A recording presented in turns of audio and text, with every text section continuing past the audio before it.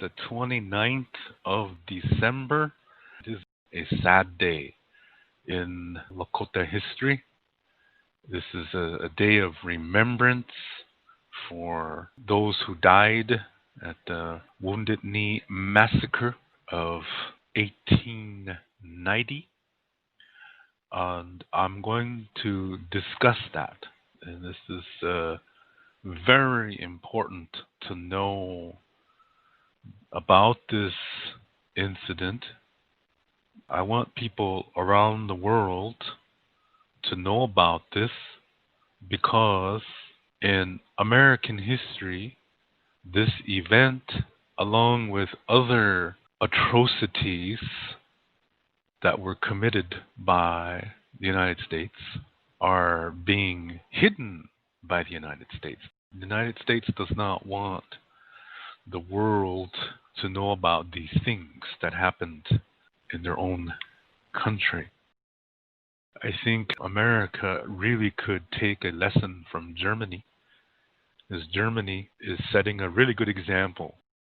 Germany has also, in its past, committed horrible acts towards the Jewish people and gay people and gypsies during World War II with the concentration camps, and that was all horrible. Yes, I'm not trying to make this a which one is more horrible kind of a contest here, but everybody knows about World War II, and some people even deny that the Holocaust happened.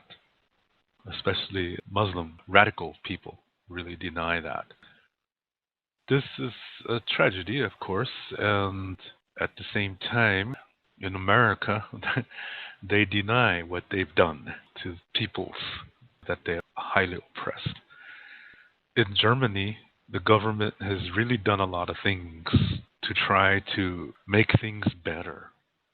Every evening on German TV, you will see some kind of show about World War II. You'll see the footage, and this is done so that people don't forget, that people learn from this, so they don't repeat it. So that way we know where to go. We know which direction to go. I think that's a wonderful example that Germany is setting. And I think America really, really, really, really can take a lesson from Germany in that.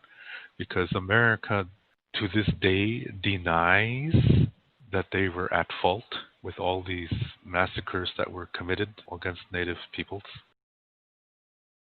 In 1890, among the Lakota people from Cheyenne River Sioux Reservation, Standing Rock Sioux Reservation, Rosebud Sioux Reservation, and Lower Brule Sioux Reservation, Lakota people from those four reservations were part of a movement called the Ghost Dance religion, which was not a Lakota religion.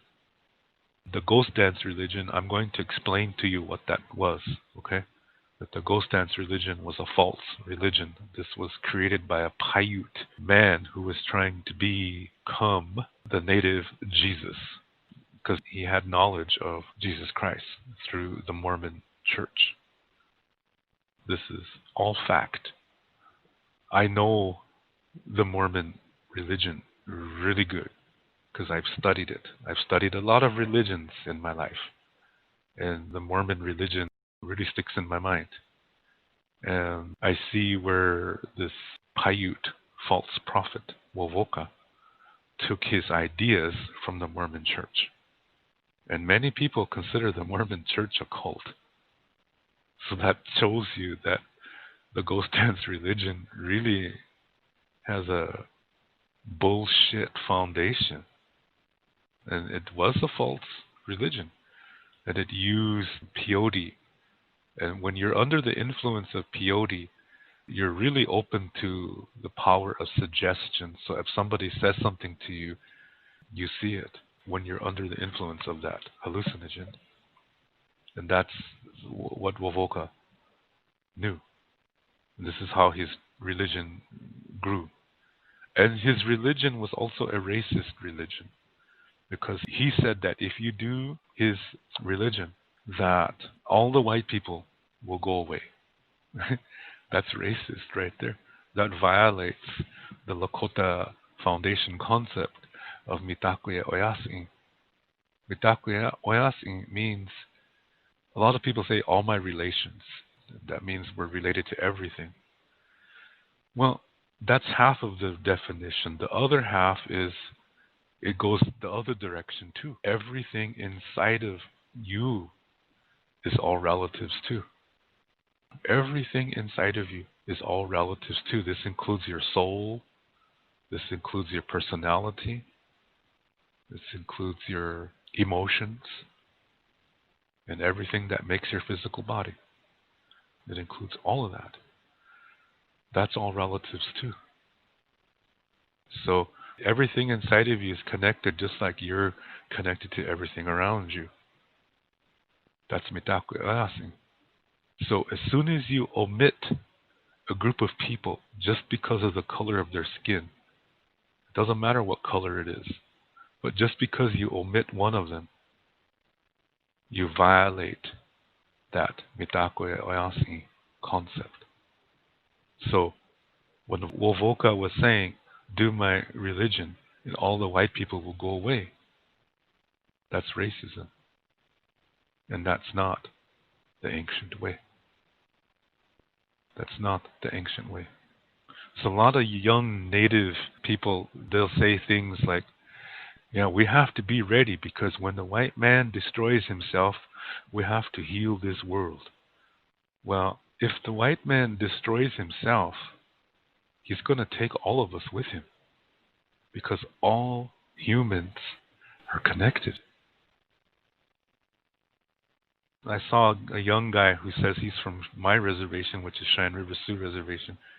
He wrote this on Facebook one time, that, yeah, we got to be ready because when the white man destroys himself, we have to be ready to heal this world. And that is racism. That's not the ancient way. It is absolutely not the ancient way. This is not about being Indian. It's not about being white. It's about being human. You look at the very, very first Lakota stories. We're not even called Lakota. We're called Itazipco-Oyate, or some people say Itazipco-Sicangu, Itazipco-Sicangu. But it doesn't say, it does not say Lakota. That didn't even come into existence until just a couple thousand years ago. What it says is Itazipco-Oyate. That's human. Human nation. We have a very old story that explains that we evolved from a species called Pte-Oyate. Some people think that means Buffalo Nation. No, it doesn't. Pte are human in form, but they're not human. But they're not animal either. There's something different. When the first ones came on the earth, they turned into human, and they were called Itazipco-Oyate. The first Pte-Oyate that came on the earth became Itazipco-Oyate, human nation. Then they got into trouble and were about to go extinct. Another group came on the earth to save the first one. And that second group, they turned into what today is called Pte-Oyate. That is the Buffalo Nation. So this means the humans and the buffalo are closest relatives because we both come from Pte-Oyate. It's a very old story. It doesn't say Lakota, it says Ikche. Okay? That's always important to keep in mind. So, when we were talking about the Wounded Knee Massacre, this was a very tragic event. But the thing is that if it wasn't for this false prophet from the Paiute Nation in Nevada, If it wasn't for him, that massacre never would have happened. Because he's the one who created this false religion, this false racist religion. At that time, in the late 1800s, in Native America, it was a dire straits time because Indians were feeling extreme hatred from white people. And they just wanted it all to go away. And Wovoka, a false prophet, told the people what they wanted to hear. A real prophet will say things, and most people will hate him. But a false prophet says exactly what the people want to hear. And at that time, a lot of Indians were just tired and weak in mind because they were not eating healthy foods and they were going through difficult times. And then all these bad experiences happening with white people caused them to become racist. And so when Wovoka said, "Do my religion and all the white people will go away," that's exactly what they wanted to hear. So they bought it. Wovoka was like a used car salesman saying, "Buy this car and you'll never, ever need gas again." Which doesn't even make sense because a car needs gas. But Wovoka would say, "If you buy my car, you'll never need gas again. Gas makes itself in my car." That's what he's saying. It's too good to be true. That's exactly what his religion was. Too good to be true. Because it was false. And the people that were low in spirit, Wovoka took advantage of them. Because he wanted to become the Indian Jesus. He was a narcissist. He had a mental problem. This was not a medicine man. And I'm going to explain to you how this happened. Okay? But first of all, before this massacre happened, Sitting Bull was assassinated by his own people. See, Sitting Bull was the last great Lakota chief from the Hunkpapa Lakota people who today reside on Standing Rock Sioux Reservation and also up in Canada too. Some of his people are still up there. The descendants are still up there. Because after the Little Bighorn Battle of 1876, in which Custer was defeated by Lakota under the direction of Sitting Bull, a lot of Sitting Bull's people went to Canada, including Sitting Bull, but they weren't welcome up there. And so he returned with a lot of his people, but some of them stayed up there. And then, of course, the American government refused to recognize the traditional leaders of the tribes, and they created this Indian police system in which now people who were troublemakers could now become Indian police and harass the chiefs. And these are the people who killed Sitting Bull. These are Lakota people. The Indian police officers were Lakota men. They were troublemakers. And they were allowed to have guns. And this way they were able to harass those who used to be in traditional government. This is how they had two factions on all reservations: the troublemaker Lakota people and the traditionals. So the government wanted Sitting Bull to quiet the ghost dancers because America thought the ghost dancers were planning a revolt. They thought they were planning a revolt against the government. And of course they weren't. It was just a nonsense religion. But Sitting Bull said that's what they want to do. I can't stop them. He said that they have to find out for themselves. Now, Sitting Bull, he tried the ghost dance. And he said, all I did was got dizzy and fell down and hit my head on a rock, and I just got a headache, he said. So he didn't believe it. But he told his people, it doesn't work, he said. I don't believe it.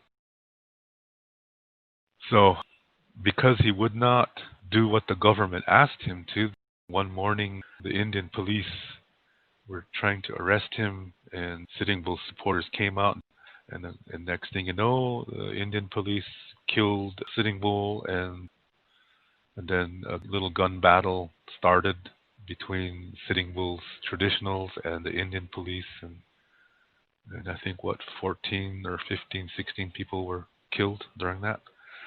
Well, Sitting Bull's people started to get worried, and then that's when they headed to Cheyenne River to speak with them and say, what shall we do? So it all starts with the death of Sitting Bull. When we look at the past, we have to look at it and approach it in a spirit of healing, in a spirit of reconciliation, because life is all connected to each other. This is what Mitake Oyasi means. Everything inside of us is connected, just like we are connected to everything around us. That really has to start within. You cannot really appreciate the fullness of how we are all connected to each other until you nurture the connections within you. In the late 1800s, there was a Paiute Indian from Nevada by the name of Jack Wilson. Notice that name, Jack Wilson. That's not even an Indian name. That should say something right away. You know, when you're looking at the time period of the late 1800s, and there's an Indian guy with the first name and a last name that's not Indian, that should really draw suspicion immediately. How come he had that name? I don't know. But what I do know is that he learned things from the Mormons. The Mormons have some interesting spiritual concepts, and he learned these. And he learned this idea of being a spiritual prophet, learning about Jesus Christ and how he was the Son of God, and how Christians elevate Jesus Christ above themselves, saying that Jesus never sinned, that Jesus was a man of perfection because he was the literal Son of God. So this elevated him above others. Now, what is that telling you? That's duality. When you put yourself above others, trying to make others believe that you are more special than others, that you're better than others, you're an authority. This is duality. This is not healthy. And people do this by using all kinds of tricky methods, and these are fallacies. One of them is an appeal to authority fallacy. This is where people will get up in front of a crowd and they will say things like, well, I'm a sun dancer, and I have a pipe, and I have 4 Indian names, and I come from a long line of medicine men, and I'm a descendant of Chief so-and-so. For one thing, that's breaking the Lakota virtue of humility. This is breaking a Lakota virtue. And when you break one, you break them all, because it's also showing disrespect for others because you think you're better than others. Today, a lot of Indians are this way. And this doesn't make you better. Like, I know people who are descendants of Red Cloud and of Sitting Bull and of Crazy Horse. I know them personally. And they're assholes.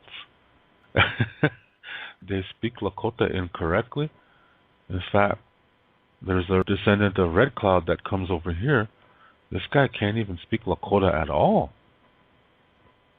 And they all are living on the merits of others and not their own.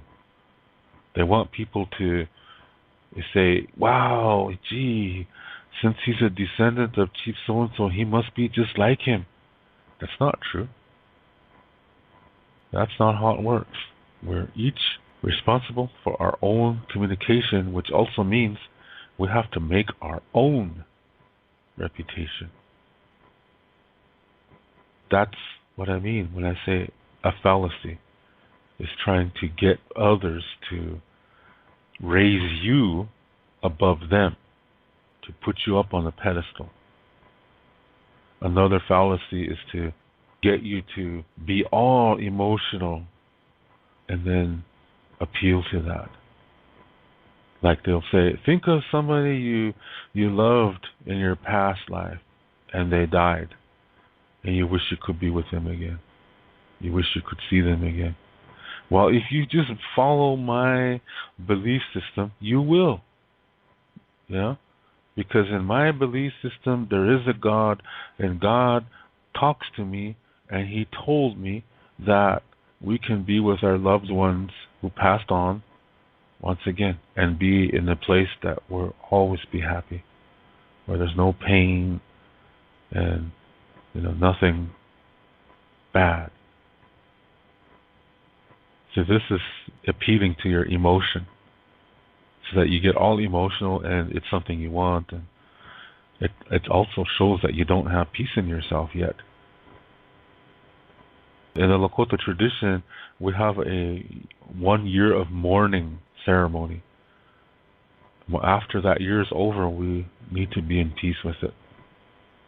Sure, we missed them, but life continues and new people will be born that you have to teach. That's the cycle of life. And we understand that when we come to peace within ourselves. So there is value in letting go, because it's also teaching you to hold on to what you have and teach those who are coming, who are going to be born to this earth. So you know what to value. And this example that I'm saying also shows that when people appeal to emotions, they want you to lose clarity.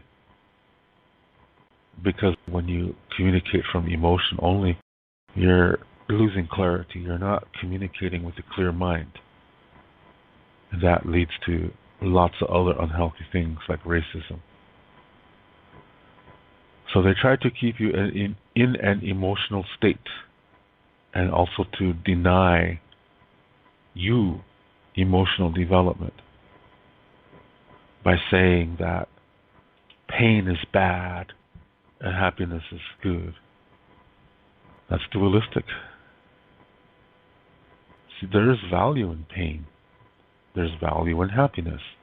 There's value in sadness. And there's value in anger. There's value in fear. When we learn from the experiences that those emotions came with, those emotions bring us peace. But dualistic people stay in that emotion, and they define them as good or bad, and that we should only be with this one. That's living in an emotion. So people who appeal to your emotions are trying to keep you from being you.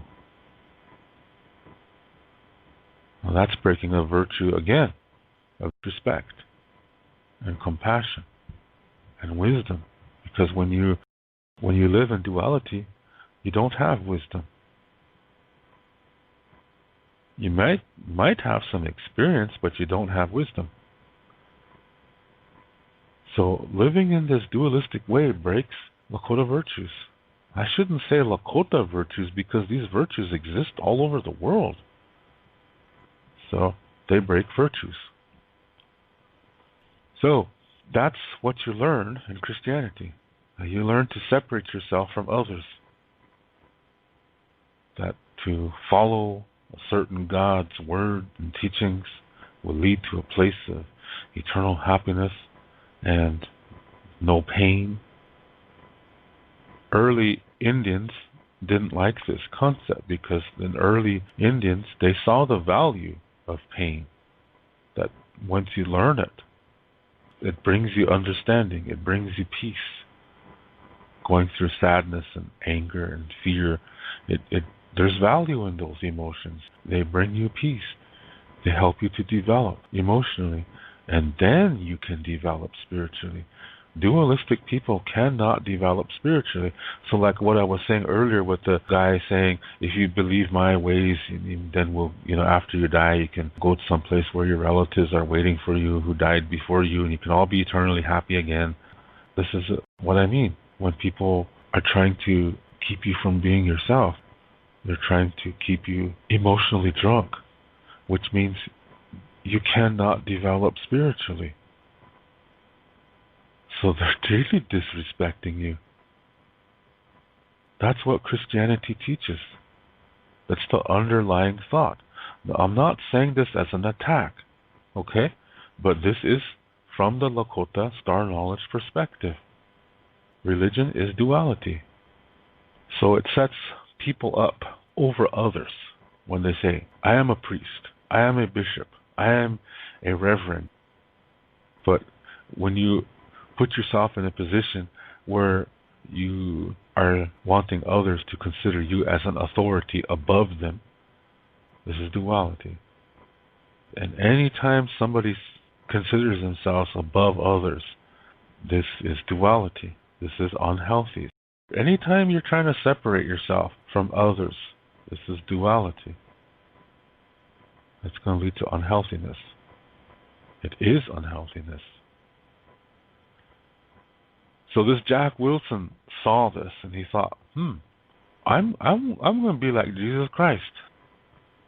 So from the Mormons, he took some concepts and gave them a Paiute flavor. But it's still the same concept. It's rising above others. It's putting yourself above other people.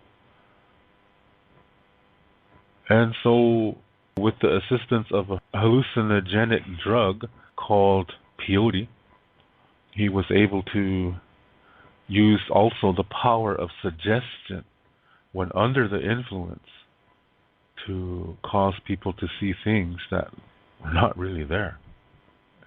And he really uses emotion. He gets you in a certain emotion, and when you're in this intoxicated state of mind and you're really focusing on a certain emotion, what you see is going to be based on that emotion, but not reality. And that's the foundation of his religion, the ghost dance religion. So he developed this ghost dance religion and said to others, if you follow my way, all the white people are going to disappear. All the buffalo are going to come back. The earth is going to swallow up all the white people and bring back all the Indian people who died at the hands of the white people. So already he's teaching racism. But this was a very sad time for Indians all over the place. So he was telling Indians what they wanted to hear. This is what false prophets do. True spiritual people say the truth. And dualistic people find that hard. And they don't want to hear it. Because it brings up feelings of discomfort from their past. They haven't come to peace with it. Because they're dualistic. And Western society is a dualistic society. So in that society, a true spiritual teacher is going to say things that most of the world is going to consider hurtful. This is where that expression, truth hurts, comes from. But when you're emotionally healthy and you hear it, it makes you feel at peace, or it encourages you to maintain your peace.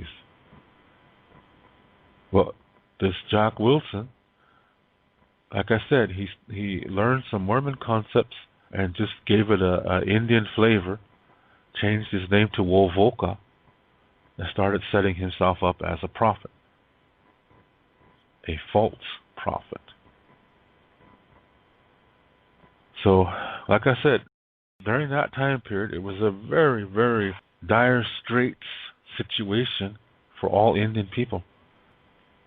We were becoming physically unwell because as we were being forced to reservations, we couldn't hunt anymore, and we had to eat unhealthy foods that were coming from the government.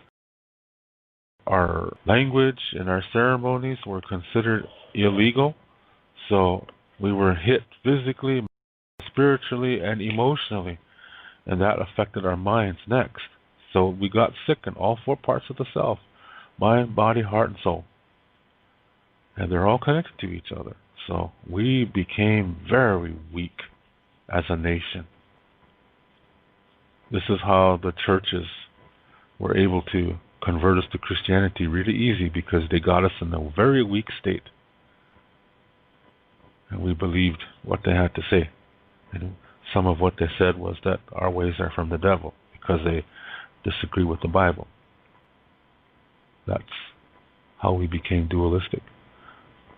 But Wovoka also caused us to be dualistic too, because here you have the Christian priests on one side saying that Indian ways are from the devil, and then you have Wovoka on the other side saying white people are evil. They're both saying the same thing about each other. That's duality. They're using the same tactics.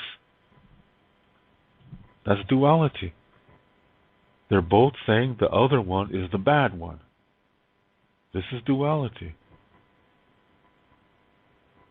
When people are sick physically, spiritually, mentally, and emotionally, they don't have clarity. They only accept at the most 33% of reality. So when people try to get to their emotions, they, like I said earlier, they appeal to your emotions. They set themselves up as authorities. This is exactly what Wovoka did. He did the same thing that Christian priests do. And terrorists do the same thing. Cult leaders do the same thing. It's all in the same vein. It all has the same foundation, which is duality. What Wovoka was influencing Indians to become was racist. And we were in a very sad situation. We were weak physically, mentally, spiritually, and emotionally. And what Wovoka said was what we wanted to hear, because we blamed the white people for all our misgivings, our situation. And when a guy is coming around saying, yeah, see, these white people are evil, and if you follow my religion, the earth will swallow them all up. That's exactly what Indians wanted to hear. What he's really encouraging is racism. Because the truth is not all white people are bad. And Wovoka is a good example of how not all Indians are good. Wovoka does not care about anyone else but himself. He's trying to become Jesus Christ. He's trying to become a savior. We do not have this messianic concept whatsoever in the Indian way, because in our ways, as I stated several times, we are not above each other. We may disagree, but as long as we don't force our ways upon each other, we can still have peace. But we do not rise above each other because of humility. So Wovoka is breaking that. He's breaking Indian concepts, and at the same time, he's saying white people are bad. That's not humility. When you are a racist, you are not humble. You are breaking virtues here. You're disrespectful. Because When somebody is not being healthy, that has nothing to do with their skin color. There's good and bad wherever you go in this world, even within your own family. Admit it. That's your proof that not all Indians are good. So not all white people are bad either. But when you try to promote it like that, you are a racist. So when Wovoka is saying that all white people will disappear, he's being a racist. Lakota Star Knowledge tells us that what happens to one happens to all. If all the white people disappear, so will all the other humans. That's the truth. So we were in a sad state in the late 1800s, and Wovoka was saying what we wanted to hear in our unhealthy state of being. A healthy person would have said, that Wovoka is full of shit. He just wants people to see him as a god. That's narcissism. This is not spirituality. So, this is how he got a lot of followers. False prophets have a large amount of followers. And so, his religion started to spread around the United States. And then the American government didn't care about it until it reached Lakota country.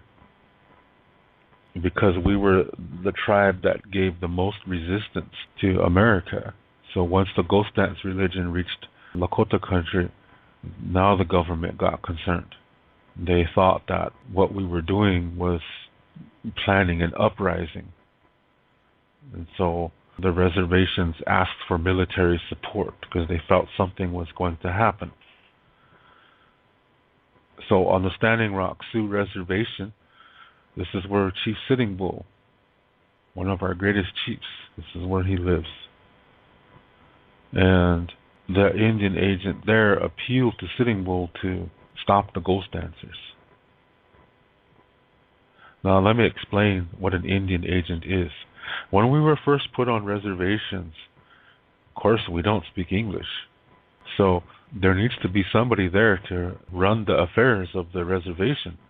So Washington, D.C. sent men out to each reservation to run the business of the reservation for the benefit of the Indians. And if Indians have concerns, they tell the Indian agent, and then the Indian agent tells Washington, D.C. That's how it's supposed to work. So the Indian agents are really white guys. They run the affairs. In the beginning of the reservations, as I said, we could not leave. So they made sure of that. Okay? And they no longer recognized the chiefs.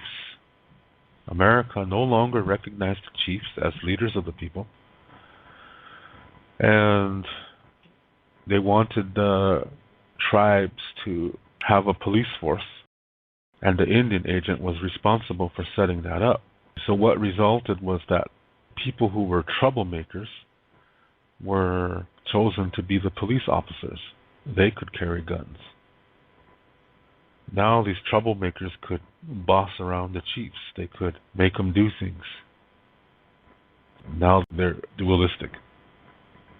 They were the only Indians who were allowed to have guns, and they could really boss the chiefs around now. So it's setting up something rugged to happen.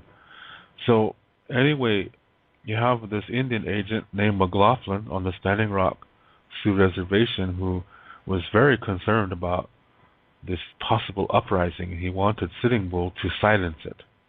And Sitting Bull said that he can't do that. They said what they're doing is the ghost dance religion. And Sitting Bull suggested that McLaughlin take a party from Washington, D.C. and go visit Wovoka himself because that's where it's originating from. And that's what they should have done. Sitting Bull's a wise man. But instead, they took this as Sitting Bull not wanting to cooperate, so McLaughlin gave orders to the Indian police to arrest Sitting Bull early in the morning. And when they attempted to do that, there was an altercation in which several people died on both sides. Now, what I mean by both sides, actually, they're all Indians. But what I mean is that some of them were Indian police officers, and some of them were Sitting Bull's family. And so Sitting Bull was one of them. He was shot on that day, December 15th. That's when he died. So now the ghost dancers on Standing Rock are scared. They think that now the cavalry is going to come in and wipe them out. So they flee to the Cheyenne River Sioux tribe, which is where I'm from. And they go to a place around Cherry Creek, South Dakota, in which there were some ghost dancers there. So they went there and told them that Sitting Bull was assassinated.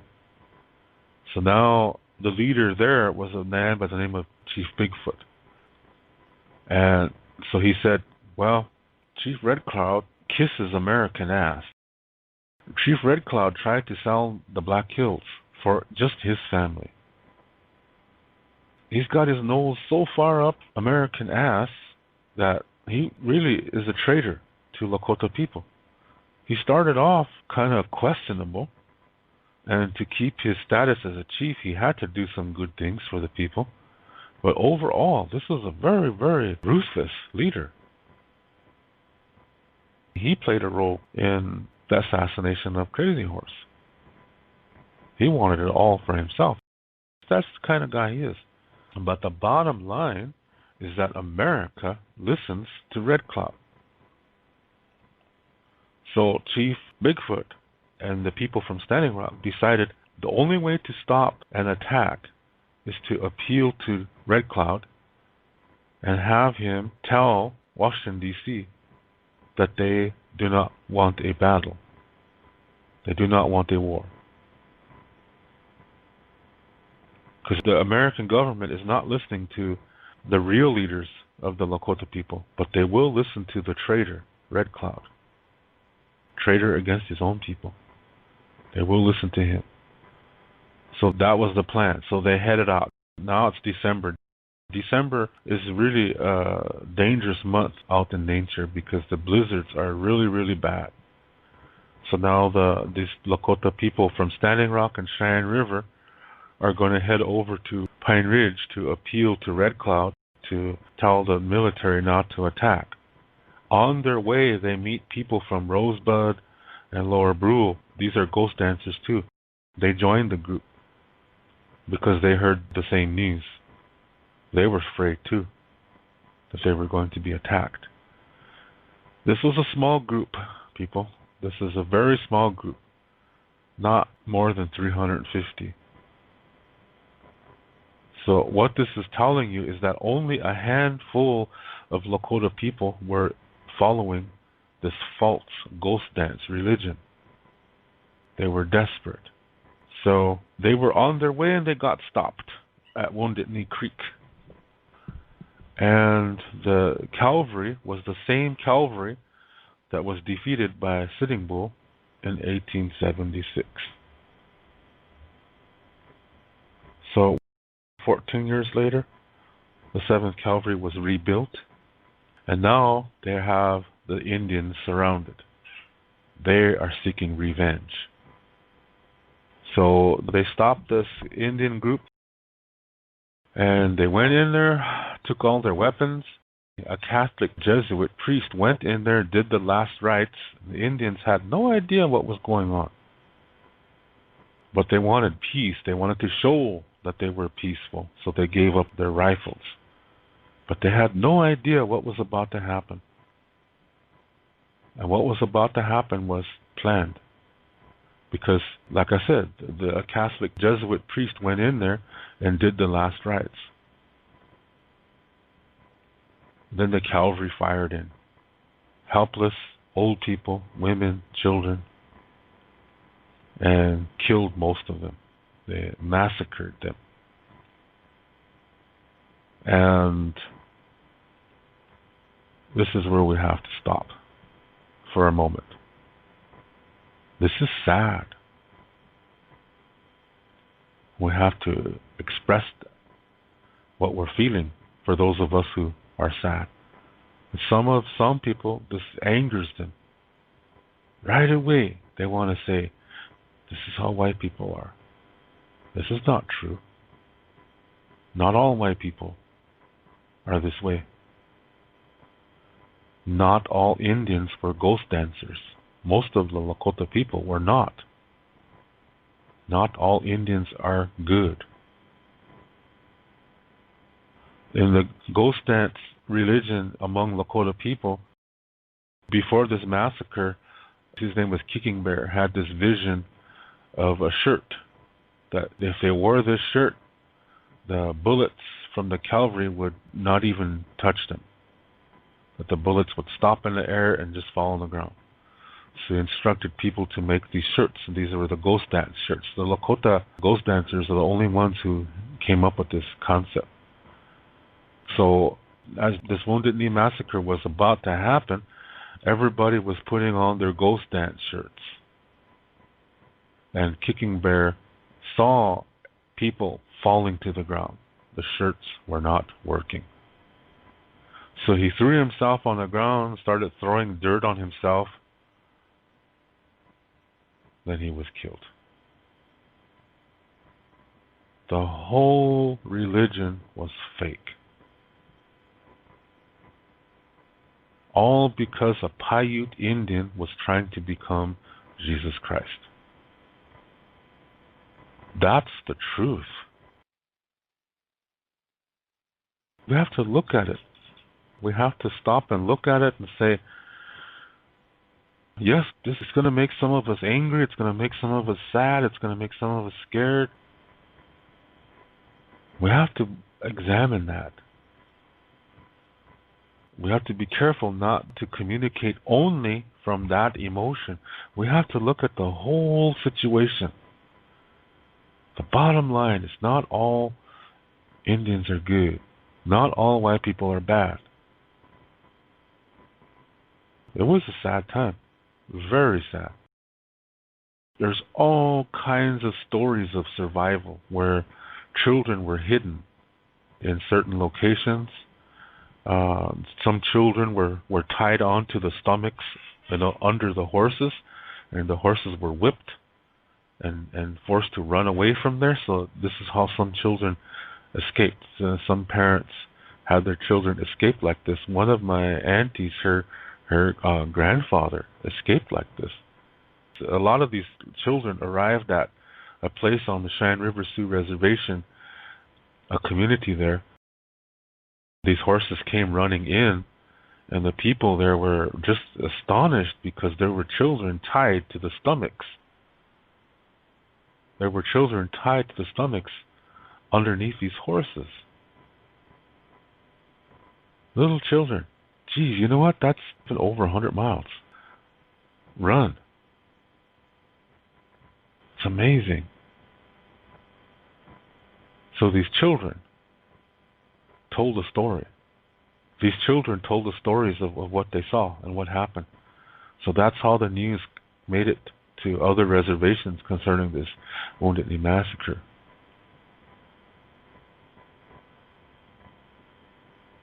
So this is it's just amazing when you hear about these things, yeah. And when I first learned about this, it really made me sad. Yeah, it really made me cry. Little children, tied to the horses, and they just ran and ran and ran and ran. The horses seemed to know where to go. Yeah, they found this community, and that's where they ran to. Today, that community is called Trakini, on the Cheyenne River Sioux Reservation. So Trakini has something to do with the survivors of the Wounded Knee Massacre. So soon after that massacre happened, the blizzard really got bad.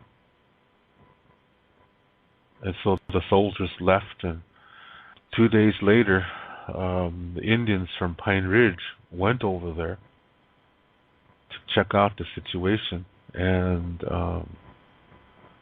there were a little bit that were kind of, still living. So they took them to a nearby church, and they set up kind of like a what do you say, triage? There's like a hospital there.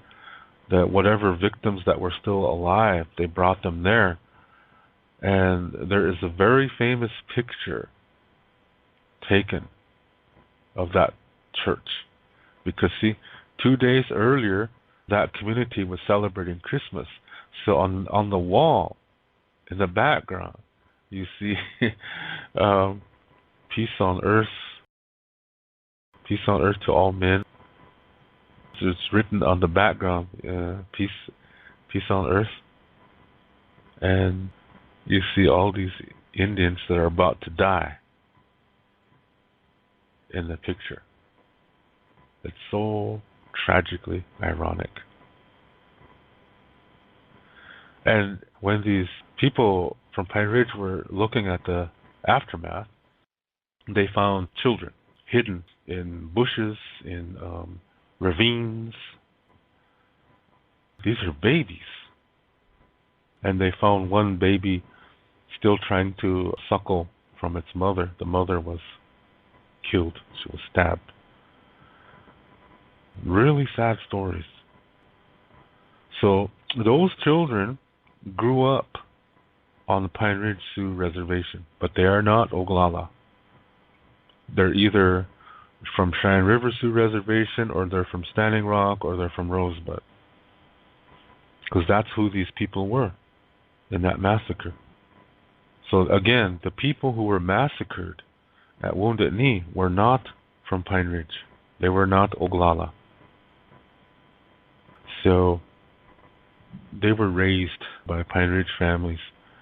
And people say that this community on the Pine Ridge Reservation called Wounded Knee, that they're descendants of these survivors. So they married into the Pine Ridge Lakota people, but they're not really from there. Do you see what I mean? And so, again, we have to really be careful that we do not say all white people are bad. That's not the truth. Because not all Indians are good. So the question comes to mind. If someone had stopped Wovoka, would the Wounded Knee Massacre have happened? No, it wouldn't have. What was his motivation? What was his motivation to do what he did? His motivation was he wanted to be Jesus Christ. He wanted to rise above others. If it were not for this ghost dance religion, the Wounded Knee Massacre never would have happened. That is the fact. We have to face that.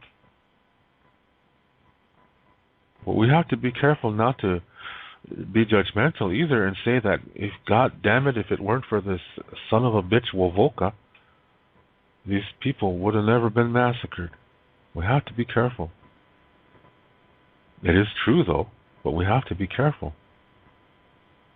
Because we might stay in that emotional state of anger. And pretty soon we're going to say all Paiutes are bad. You see what I'm saying? So we have to really, really, really be careful about that.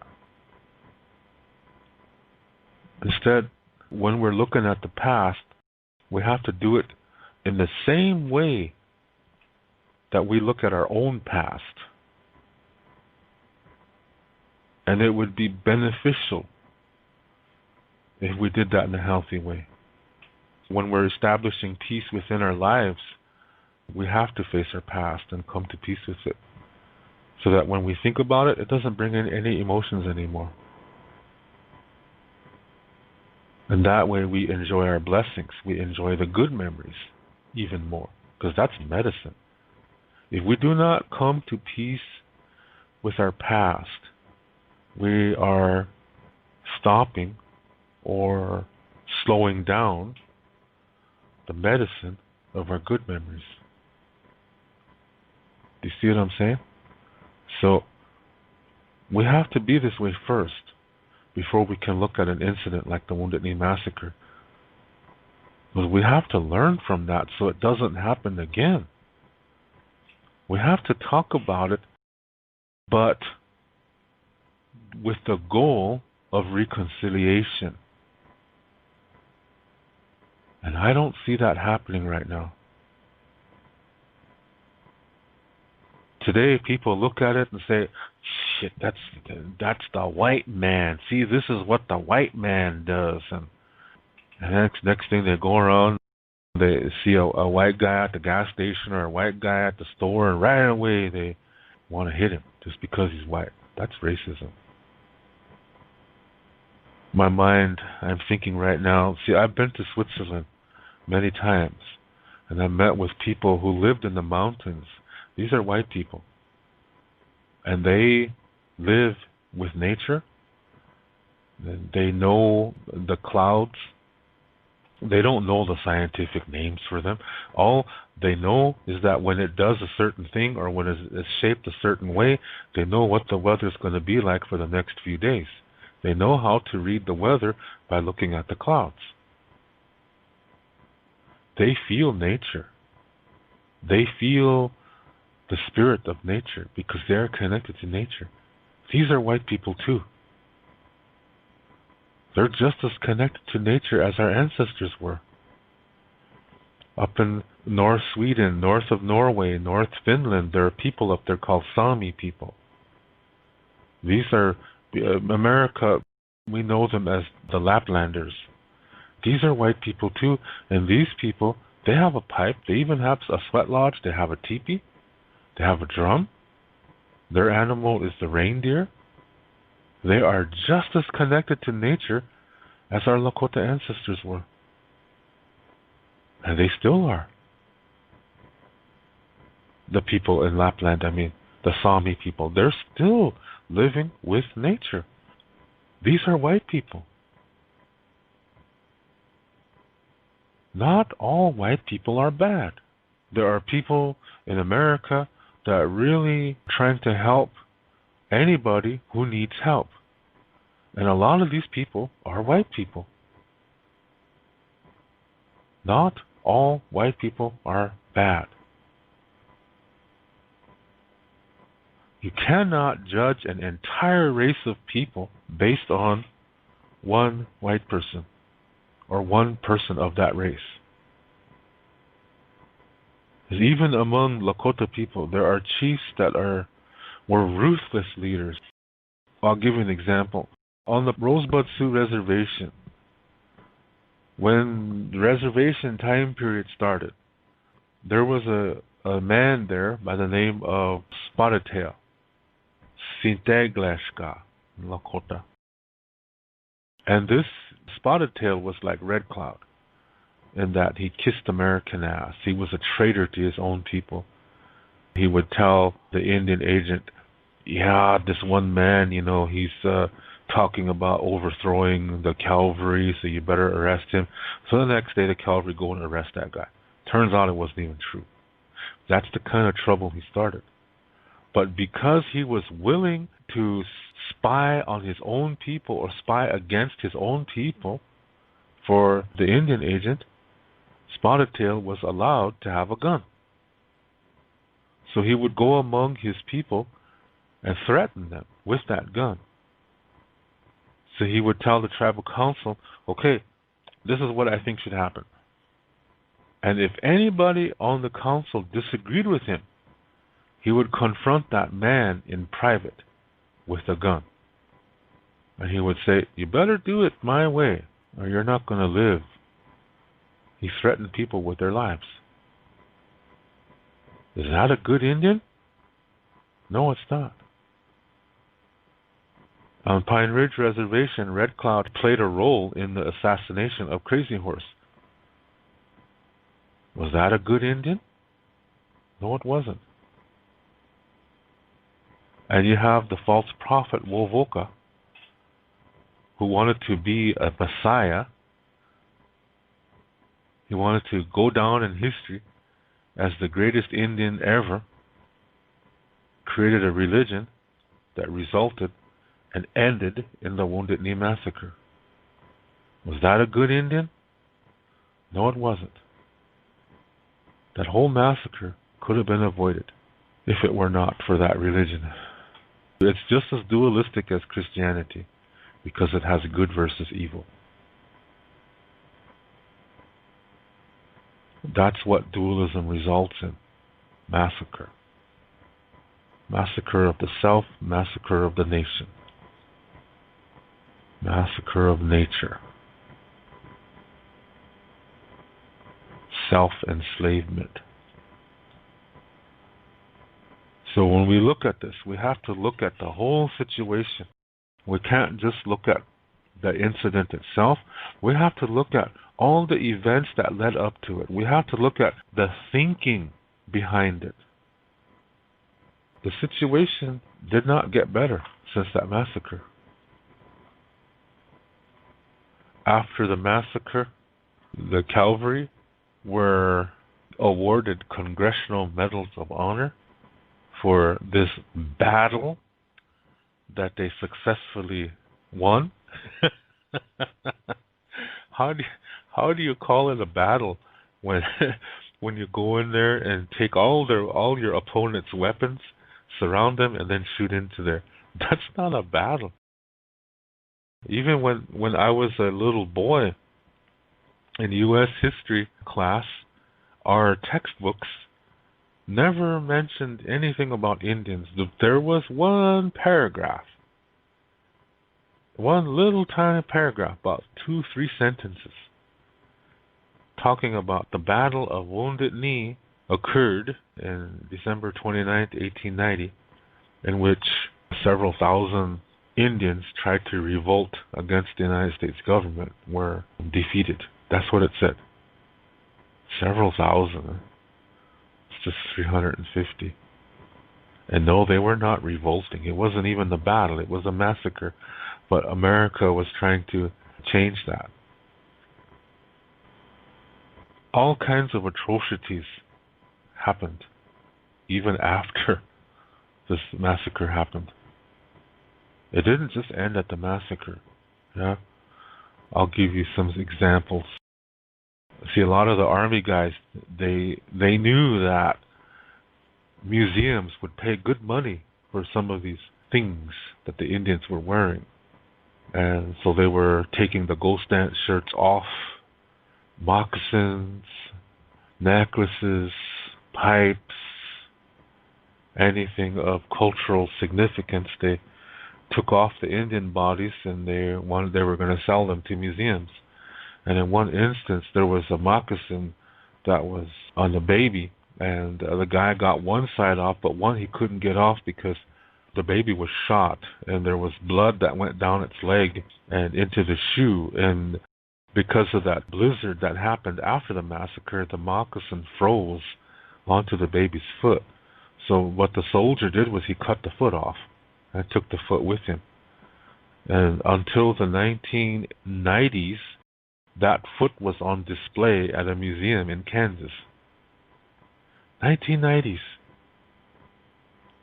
These ghost dance shirts ended up all over the world.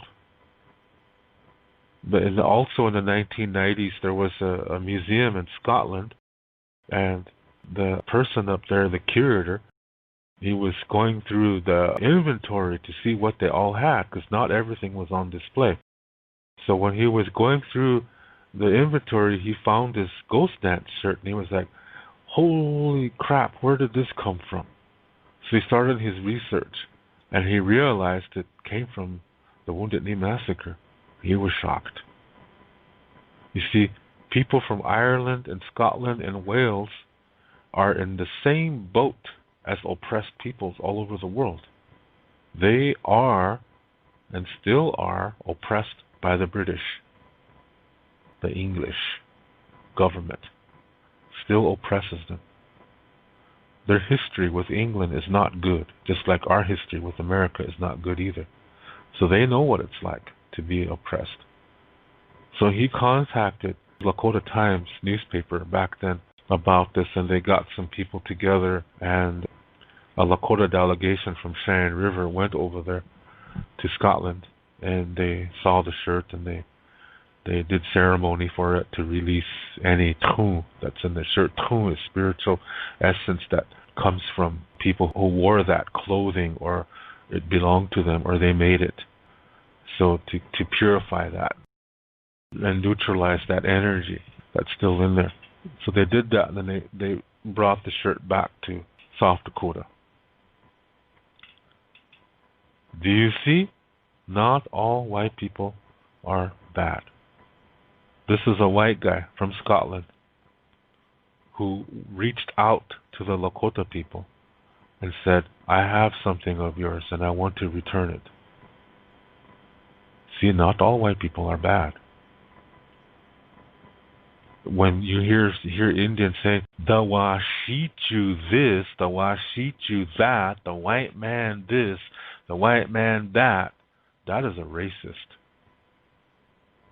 And what's really funny is that the Indians who do talk like that, they say, oh, I'm not a racist. I have friends all over the world.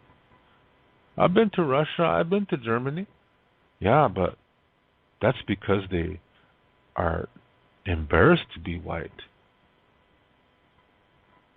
And they accept an Indian oppressing them. They want an Indian to oppress them because they're ashamed of being white. That's duality too. That is also unhealthy. That is an extreme expression of low self-esteem. That's what racists want. Like attracts like. Oppressors attract victims.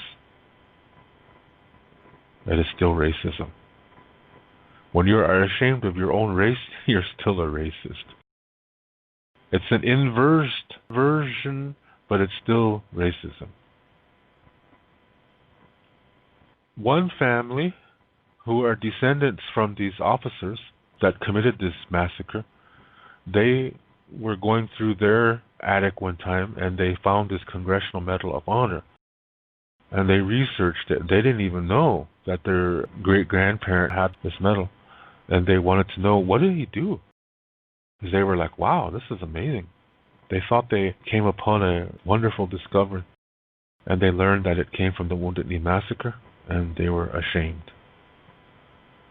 So they apologized. They sent a letter of apology to the Indians, and also they sent the Medal of Honor back to Washington, D.C. And they said, we don't want to have anything to do with this. This was not a battle. This was a massacre. So again, not all white people are bad. Now, in your own life, when you come to peace, sometimes there's incidents that happened in your life in which you were wronged. Maybe you were bullied, maybe you were ripped off, maybe you were, I don't know, but you were the victim. But it caused you a lot of pain. And you have to come to peace with that. This involves forgiveness. But forgiveness does not require that you have to confront that person. Forgiveness is not for them. Forgiveness is for you. You have to come to peace with that, so it doesn't bother you. If that person is still alive, it's your choice.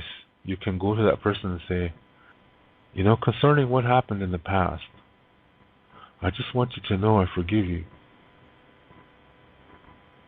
And then leave.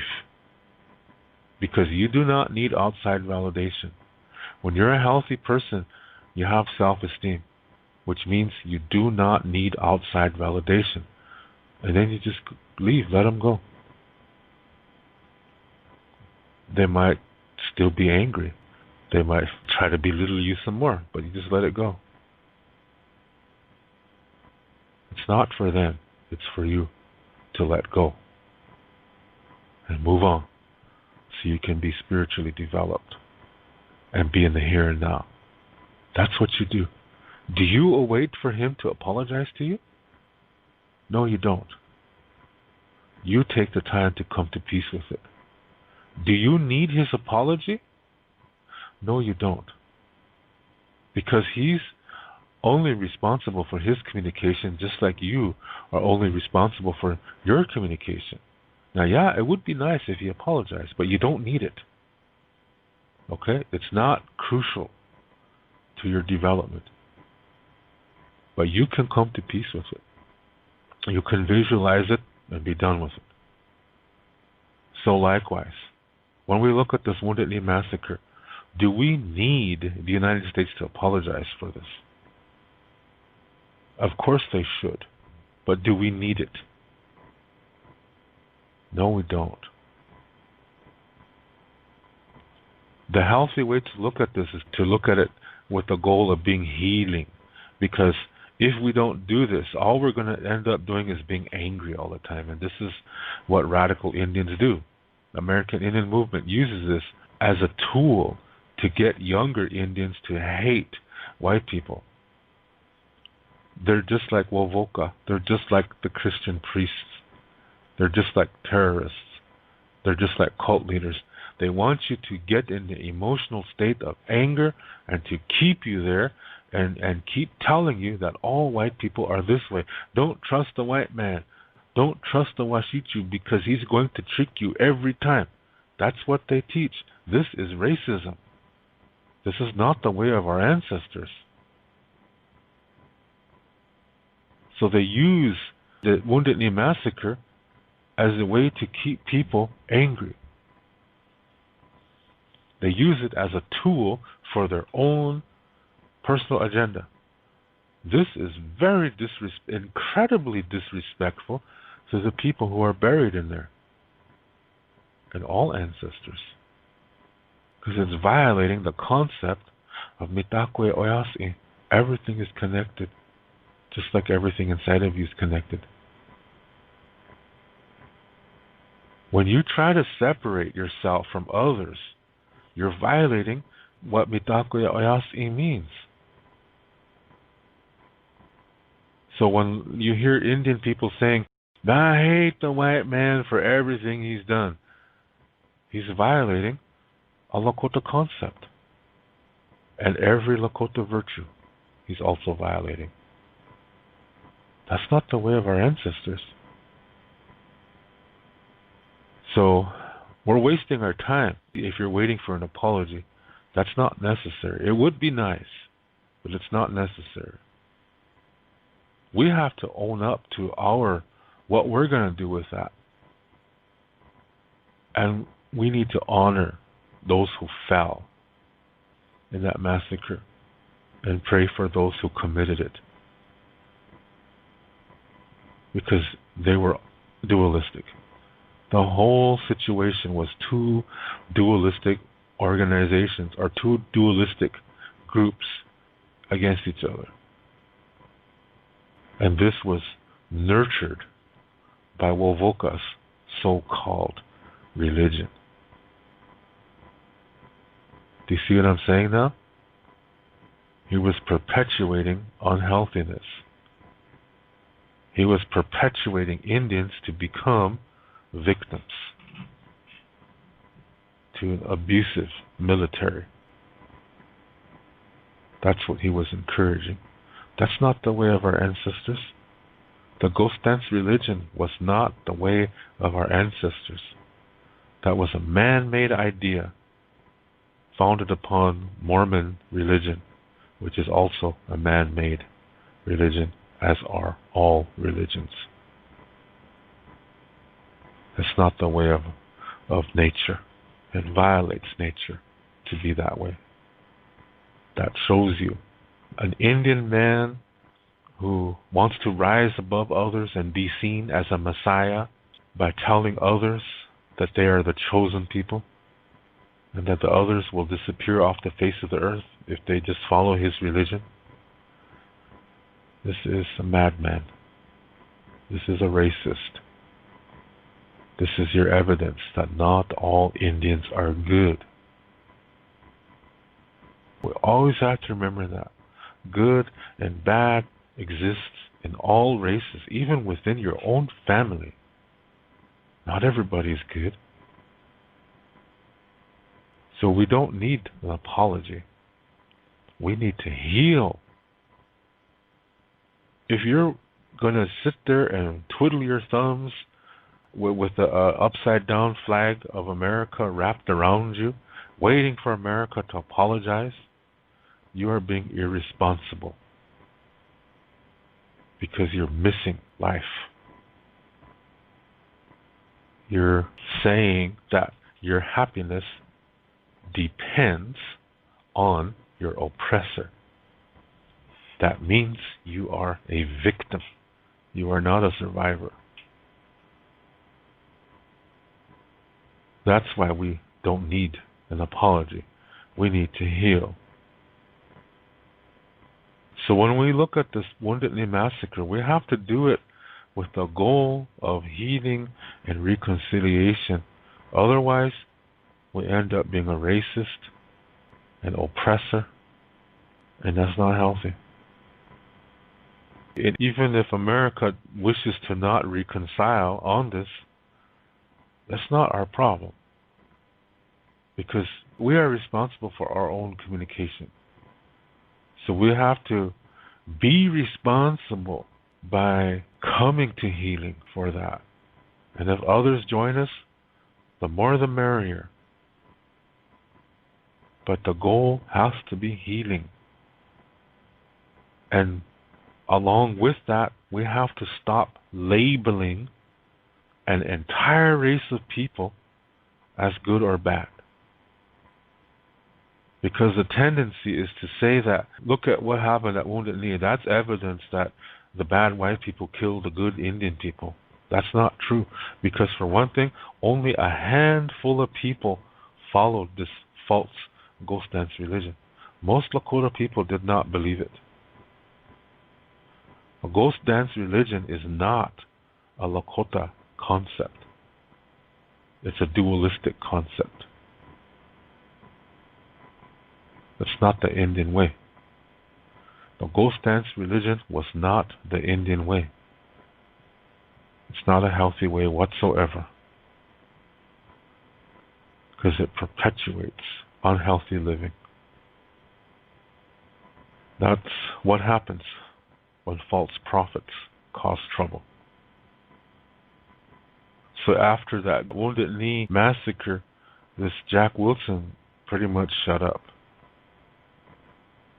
I don't know how he lived with himself, because if it weren't for his false religion, that would not have happened.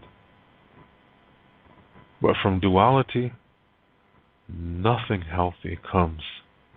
And his religion was pure duality. So something was going to happen. If it didn't happen in South Dakota, it probably would have happened someplace else. Dualism on its own never results in anything healthy.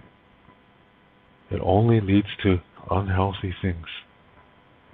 But from unhealthiness, we can learn. We can learn, and that will bring healing. That's why I said that's the approach we need to have when we look at these kind of incidents. And that's what we have to do to ourselves first, though. Because reality begins within. We have to look within our own past and come to peace with things. People who did shit to us, we have to come to peace with that and forgive them. It's not for them, it's for us, so that we can move on and let them go. Because they're on a very sad path, and we are on a healthy one. That's the true nature of forgiveness. That's the way to look at it. But if the result is that you end up calling all white people bad, or anything like that, you're on the way to your own massacre. So think about that. I just wanted to say these things, and I say this in utmost respect to the people who lost their lives there. They're the people who were led on, who were tricked. And my hope is that their souls are continuing to develop. We learn from our miscalculated decisions. That's the most important thing, is that we learn from it and heal. That's what brings peace. So that we can honor them in a respectful way. But if you have one tinge of hating white people because of this, you're not on the road of healing. You are not on the red road. You are not on the healthy road. And you're headed for your own massacre. I want the main message to be healing and peace and reconciliation. That's the most important thing, because those ideas come from the Lakota prayerful expression, Mitakuye Oyasi. That's what the universe is founded upon. The universe is not founded upon hate. It's founded upon peace. All universes are founded upon that. Peace is not happiness. Peace is just being. Happiness is part of a learning process. The goal is not happiness. The goal is peace. And that's how we need to become in our own lives. We need to become that way so that we can look at these kind of incidents and learn from it, heal from it. And that's how we will honor those that fell at that massacre. But if you hate white people, then you are dishonoring the ancestors, including those who are buried in that mass grave.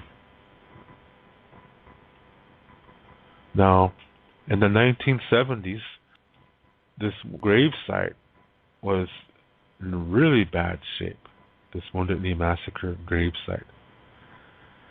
Weeds all over the place, trashy around the area. And the Pine Ridge Sioux tribe refused to maintain it because they said, those are not our people in there, so why should we take care of it? You see, not all Indians are good. Those bodies, they're being grossly disrespected by the Pine Ridge Sioux tribal government. So do you see? Not all Lakota people are united. That shows you again, the situation among Indians is not always good. So it's a tricky situation. The bottom line is to look at it as a healing experience. How can we heal from this? How can we come to peace with this? And it begins within you.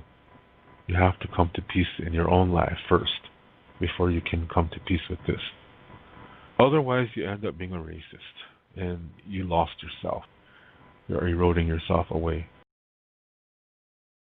My goal is peace. My goal is reconciliation, and it is to follow or do anything that follows that concept of Mitakuye Oyasi. Mitakuye Oyasi does not include hating white people. Mitakuye Oyasi includes all people because we are all connected to each other. We can either nurture that or not. But nurturing it brings peace. But it begins within you. Because Lakota Star Knowledge says reality begins within. You have to look at the whole situation as much as possible. Now, every year they do a memorial ride from Sitting Bull's home in Little Eagle, South Dakota on the Standing Rock Sioux Reservation. They begin there and they do this memorial ride from there to the Wounded Knee Massacre site. And I think we have to be careful when we're doing that, because if the result is you have young people saying that, well, it's we're doing this because it's along the frequency of, hey, Indians are better. Then I'm against the ride because that's not the purpose. But if they're doing this in the spirit of we have to come to healing, we have to reconcile, then I support it. So it's a tricky situation because I think a lot of the young people that are on this ride, actually they're very emotional and they're focusing on the anger.